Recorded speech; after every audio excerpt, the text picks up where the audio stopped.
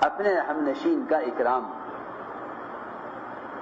اپنے ہم نشین کا اکرام۔ ہم نشین کا مطلب یہ ہے کہ وہ اہل فضل اور اہل مشورہ اور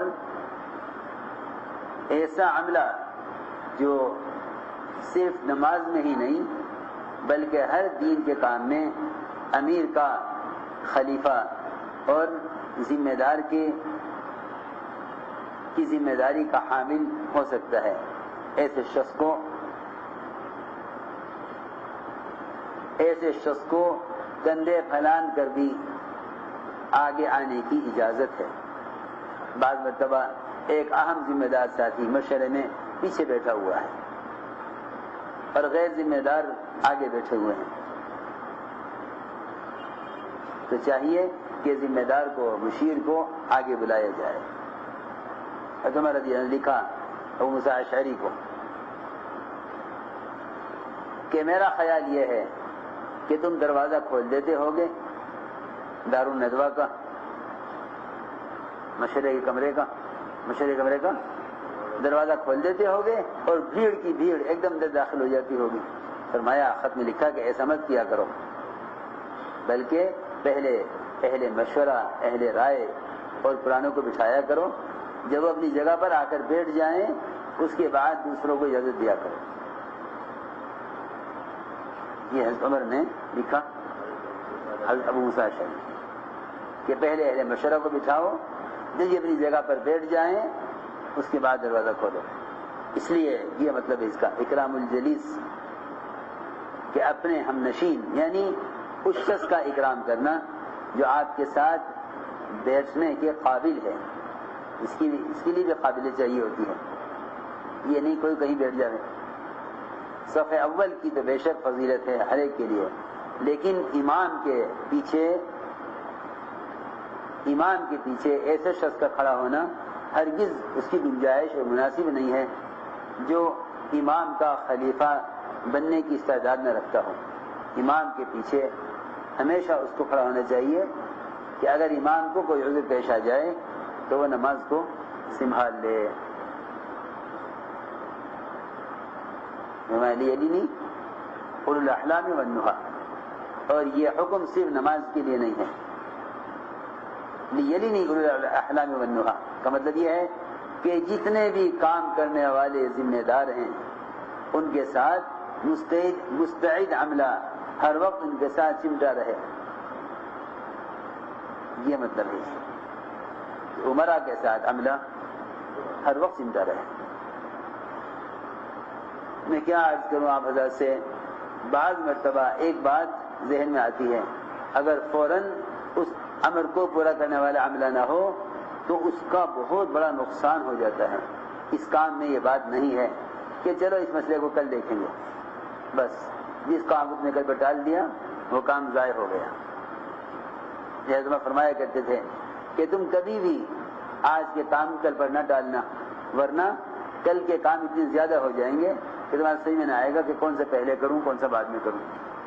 یہ ہے بات، یہ دفتری نظام ہے، دفتری نظام کہ بھائی جب موقع آئے گا مشورے کا دفتر پہ لے گا اس کو دیکھیں گے۔ ہمارا کام ایسا نہیں ہے۔ حضرت کو کوئی بات اگر رات کو یاد آتی تو حضرت فوراً ساتھیوں کو بلا دے گا، بھائی یہ بات ذہن میں آ رہی ہے، یہ بات ذہن میں آئی ہے۔ اس لیے حضور اکرم صلی اللہ علیہ وسلم کے دروازے پر ہر وقت عملہ تیار رہتا تھا، جس وقت کا جو امر ہے وہ اس وقت میں پورا ہو۔ جتنے بھی خلفاء کے دروازوں پر چوکیدار ہوتے تھے وہ اصل میں چوکیدار نہیں ہوتے تھے۔ عمر رضی اللہ تعالیٰ کو جس وقت جو امر پیش آتا اسی وقت اپنے خادم کو بھیجتے کہ جاؤ فلاں کو بلا کر لاؤ، جس وقت جو امر پیش آتا، اور تمام اہل مشورہ کو نہیں بلاتے تھے بلکہ جو امر پیش آیا ہے وہ جس سے متعلق ہے اس کو بلاتے تھے۔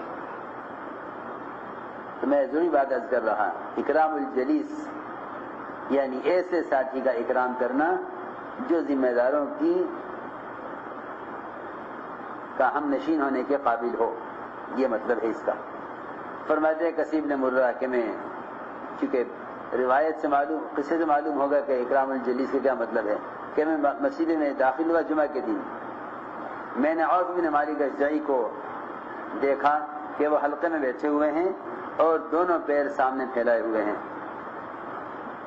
جب مجھے آتے ہوئے دیکھا تو دونوں پیر انہوں نے سمیٹ لیے اور مجھ سے فرمایا کہ تجھے معلوم ہے کہ میں نے اپنے پیر کیوں کھولے ہوئے تھے اور کیوں سمیٹ لیے؟ یہ معلوم ہے کہ میں پیر پھیلا کر کیوں بیٹھا ہوا تھا؟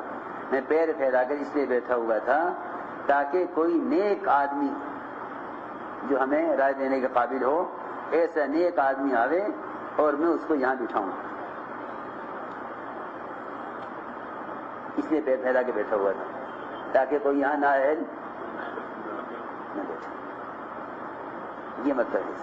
فرماتے ابن عباس رضی اللہ تعالی عنہما کہ لوگوں میں سب سے زیادہ قابل اکرام وہ شخص ہے جو میرا مشورے کا ہم نشین ہے، یہ مطلب ہے۔ ابن عباس فرماتے ہیں کہ میرے نزدیک لوگوں میں سب سے زیادہ قابل اکرام وہ شخص ہے جو میرا مشورے کا ہم نشین ہے۔ ہاں، میں جو عرض کر رہا یہی اصل بات ہے، کیونکہ کسی کو شخصی تعلق کی بنیاد پر قریب کرنے سے زیادہ دینی ذمہ داری کے اعتبار سے قریب کرنا اعلیٰ ہے، اس لیے میں عرض کر رہا۔ ابن ابی ملیکہ سے روایت ہے، فرماتے ابن عباس رضی اللہ تعالی عنہما کہ میرے نزدیک سب سے زیادہ قابل اکرام وہ شخص ہے جو میرا ہم نشین ہے، اگرچہ وہ میرے قریب آنے کے لیے لوگوں کی گردنوں کو پھلانگ کر آوے اور میرے قریب آ کر بیٹھے، میرے قریب آ کر بیٹھے۔ ایک بات یہ بھی ہے کہ لوگوں کو یہ نہیں خبر کہ تواضع کسے کہتے ہیں۔ جس طرح اکرام کرنا تواضع ہے، اکرام کا قبول کرنا بھی تواضع ہے، اور جس طرح اکرام نہ کرنا تکبر ہے، اکرام قبول نہ کرنا بھی تکبر ہے، سمجھے؟ اکرام، جس طرح اکرام کرنا تواضع ہے، اکرام قبول کرنا بھی تواضع ہے، اور جس طرح اکرام نہ کرنا کبر ہے، اس طرح اکرام قبول نہ کرنا بھی کبر ہے۔ اس لیے اگر کوئی مسلمان کسی مسلمان کے اکرام کرے تو مسلمان کے اکرام کو قبول کرنا چاہیے۔ فرماتے ہیں ابو جعفر کہ دو آدمی حضرت علی رضی اللہ عنہ کے خدمت میں حاضر ہوئے، حضرت علی نے ان کے لیے گدا بچھایا، بیٹھنے کے لیے۔ ایک ان میں سے گدے پر بیٹھ گیا اور دوسرا نہیں جی میں تو اس قابل نہیں ہوں، میں تو اس قابل نہیں۔ حضرت وہ تو تواضع میں بیٹھ گئے زمین پر، ایک بیٹھ گیا گدے پر، دوسرا زمین پر۔ حضرت نے فرمایا نیچے بیٹھنے والے سے کہ بھائی اٹھو، یہاں بیٹھ جاؤ گدے پر۔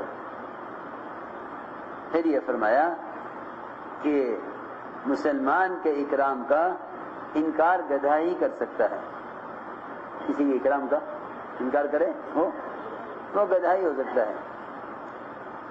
لا یعب الکرامۃ الا الحمار، یہ بات یہ ہے کہ مسلمان کے اکرام کا انکار گدھا کرے گا، کیونکہ گدھے کو نہیں خبر کہ میرا اکرام ہو رہا، اس لیے فرمایا۔